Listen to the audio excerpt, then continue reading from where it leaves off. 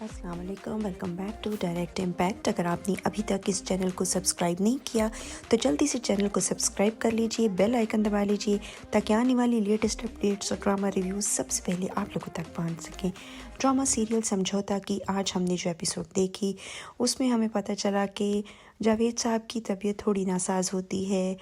शानज़े और उसका कज़न तबीयत पूछते हैं और कहते हैं कि डॉक्टर के पास चलते हैं, लेकिन जावेद साहब कहते हैं नहीं मैं ठीक हूँ, तुम लोग जाओ, ज़रूरत पड़ेगी तो रात बुला लूँगा।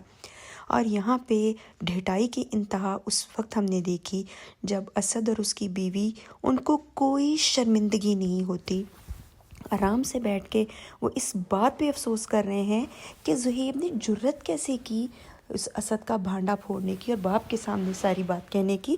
असद को तो शर्मिंदगी नहीं, वो कहता मैंने क्या गलत किया, अगर मैंने थोड़ा हिस्सा ज़्यादा ले लिया, मैं बड़ा हूँ, काम ज़्यादा करता हूँ, मैंने ले लिया तो कोई बात नहीं। और इस चीज़ का अफसोस जो है वो मना रहे हैं वक़ार साहब और उनकी बेगम, और बेगम कन्विंस कर लेती है वक़ार साहब को। ये सबसे ज़बरदस्त बात हुई कि अब वो ख़ुद ऑफिस जाएं और सब कुछ टेक ओवर करें। शानज़े के कज़न को याद आता है अचानक, ओह आज तो शानज़े का बर्थडे था, पता नहीं किसी ने उसको विश किया भी है या नहीं। बस वो फिर तैयार हो जाता है और जाता है, एक छोटा सा केक लेके उसको विश करता है। और ये सब कुछ नरगिस देखती है कि वो इतना खुश होती है अनुशे, और नरगिस ये सब कुछ देख के बहुत खुश होती है कि चलो उसके कज़न ने उसको विश तो किया, बहुत खुश हो जाती है। और वो शान से भी बहुत खुश होती है। और यहाँ पे कुबरा अपने भाई से पेन लेने आती है असाइनमेंट लिखने के लिए। वो कहता है मेरे पर्स में से ले लो। पर्स खोलती है तो उसमें से नया मोबाइल निकलता है और आईफोन देख के उसका तो खुशी से बुरा हाल हो जाता है। वो कहता है, फिर सोचता है कि ओहो अच्छा इसने ये तब रखा जब मुझे जाते हुए कह रही थी कि अपना बैग तो ले जाओ। बहन को बताता नहीं है, उसको डांटता है, बदतमीज़ी करता है और वो वहाँ से चली जाती है। और फिर बहन से ही आवाज़ दे के सिम भी मंगवाता है। खैर ये इस काबिल नहीं था इंसान, इतनी बदतमीज़ी इसने की थी, लेकिन फिर भी एक अच्छी फ्रेंड है, उसको गिफ्ट दिया है उसने। और नेक्स्ट मॉर्निंग नरगिस आंटी अपनी बेटी को विश करती हैं बर्थडे विद फ्लावर बुकेट, और वो इतनी खुश होती है, उसको लगता है उसकी माँ है। वो कहती है थैंक यू मामा, और उठ के बैठती है तो नरगिस को सामने देखती है और नरगिस की बातों से उसका दिल मोम हो जाता है, उसके गले लगती है और सारे गिले शिकवे धुल जाते हैं। बस नरगिस कहती है कि मैं तो तुम्हें बेटी ही समझती हूँ, तुम भले ही मुझे माँ ना समझो। उसको भी अपनी गलती का एहसास यहाँ पे सच्चे मायनों में हुआ है।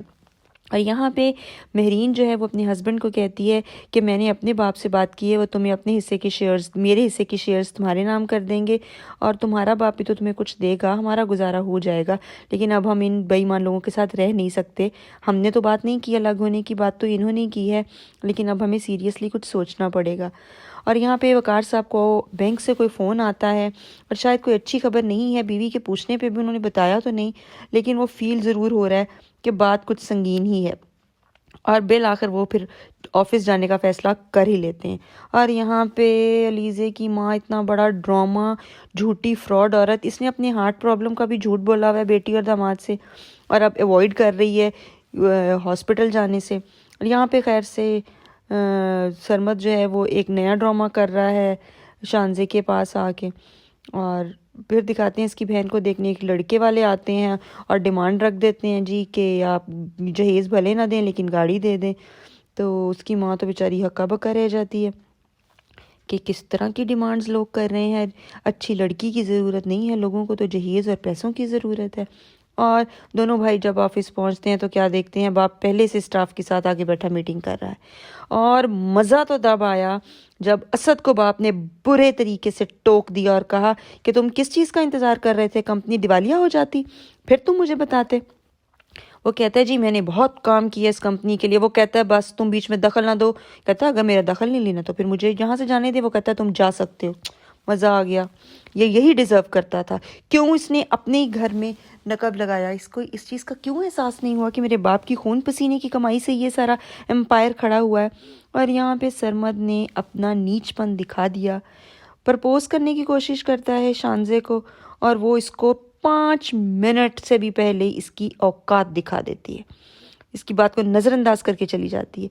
और खैर से अलीज़ा जो है माँ से कहती है शादी पे तो जा नहीं रही हैं आप, क्यों इतना तैयार हो रही हैं। और वो सिर्फ देर कर रही है, अपॉइंटमेंट निकल जाए तैयारी में, डॉक्टर के ना जाना पड़े। कहती है मैं अकेली चली जाऊंगी। वो कहती है नहीं जी आप मेरे साथ जाएंगी। और तभी नरगिस आंटी बुला लेती हैं शानजे को और फिर ऑफिस में वकार साहब को और भी बहुत सारे घपलों का पता चलता है। और बेटा छोटा बताता है कि मैं तो एक एक पॉइंट पे कह रहा था कि पापा को बताएं, वो नहीं बताने देते थे। उसको जब ऑफिस में बुलाता है वकार तो वो खैर से ऑफिस से कहीं बाहर निकल के जा चुका है। नरगिस ने दोनों बहुओं को बुलाया सुलह करवाने के लिए। मेरीन तो आ गई नरगिस आंटी के कहने पे, लेकिन अलीज़े इतनी बदतमीजी करती है, फिर मेरीन भी पीछे नहीं रहती, वो भी पूरा हिस्सा डालती है। नरगिस बेचारी अपना ही मुंह लेके खड़ी रहती है और दोनों एक दूसरे के साथ बदतमीजी करके ये जा वो जा। वो बेचारी परेशान हो जाती है कि मैं तो सुलह सफाई कराना चाहती थी कि जब एक घर में रहते हैं तो मिलजुल के रहते हैं, लेकिन वो बेचारी नाकाम हो गई। और खैर से असद साहब इमोशनल होते हुए रोते धोते जा रहे होते हैं तो उनको ऑफिस से कोई फ़ोन आ जाता है। कोई 2 नंबरी यहाँ पे भी कर दी है उन्होंने। और शानज़े मुंह तोड़ जवाब देती है सरमत को उसके प्रपोज़ल का, और वो एक दफ़ा फिर से उसको ब्लैकमेल करना शुरू कर देता है। और बेचारी इतनी इनोसेंट है, फिर से डर जाती है। कहता है मैं तुम्हें कुछ घंटों की मोहलत दे रहा हूँ, जाके मुझे मैसेज कर दो, और अगर तुमने ना में किया मैं अपनी ज़िंदगी ख़त्म कर लूँगा और इस दुनिया से तुम्हारी ज़िंदगी से बहुत दूर चला जाऊँगा। बेचारी सहम जाती है। और खैर से यहाँ पे अलीज़े की माँ फिर उसको भड़काती है कि नरगिस तुम लोगों का हिस्सा ले जाएगी, लूट के ले रख देगी वकार साहब को, दिस एंड दैट चीप बातें। यही था आज के एपिसोड का रिव्यू। कमेंट करके ज़रूर बताइएगा आपको कैसा लगा। हमारे चैनल को अगर सब्सक्राइब नहीं किया जल्दी से सब्सक्राइब कर लीजिए, बेल आइकन दबा लीजिए ताकि आने वाली लेटेस्ट अपडेट्स और ड्रामा रिव्यूज़ सबसे पहले आप लोगों तक पहुँच सके।